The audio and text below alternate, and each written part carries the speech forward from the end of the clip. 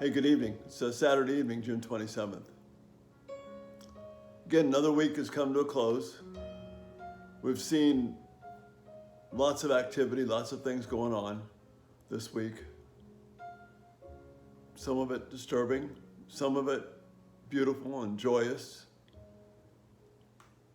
But what we've really seen is God working out his plan among us. And his goal is to bring people to himself.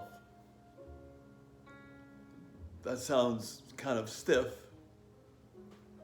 His goal is to bring people rescued from their sin and their mess. And as we look around us in our families, in our communities, our states, our nation, people are a mess.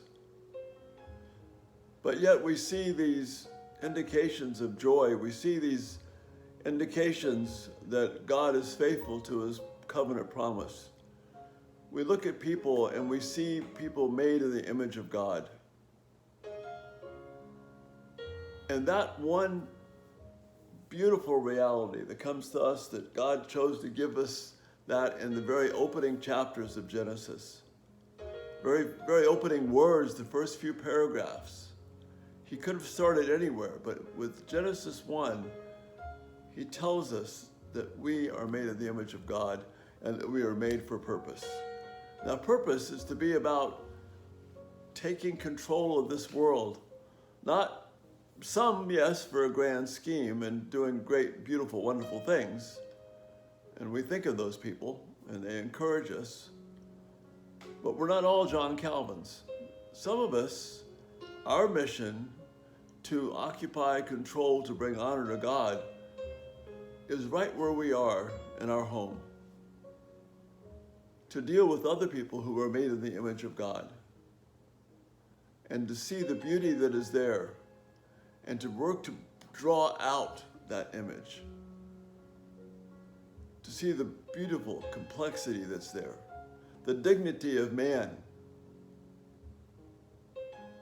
The dignity of women, of children,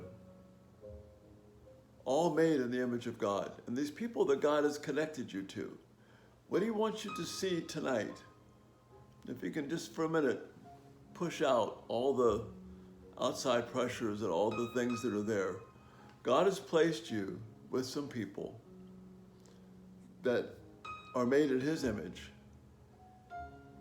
And we need to honor, bless, and glorify God that he has put us into contact with those image bearers.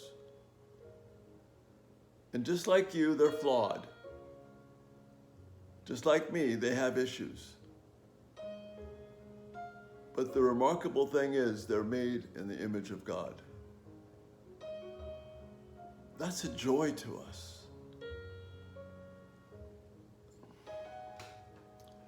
When we encounter difficulties in those people, this is God being gracious to us.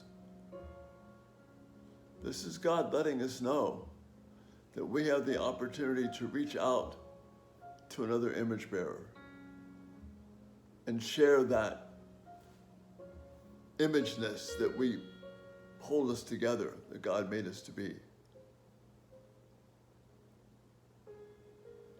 And the thing that makes the image of God come to life is the image of Christ that has been placed in us by his magnificent work on the cross. So you see, we have a lot of hope tonight. There may be a relationship or relationships which seem insurmountable. What we have to do is to connect on the level of the image of God, one image to another. One image bearer to another image bearer. And then cry out to God our Father to make that come together, to bring joy, to bring peace. That's our hope. That's what the Holy Spirit draws us to and gives us hope. Rest in that this night. As you hear these thoughts come to your mind, realize that God is calling you to himself, to show his image to other image bearers. Be about his mission. Rejoice in the image of God in you and in those that you love. And if we can get that part right, we can start to reach out to others, to other image bearers. But let's rejoice.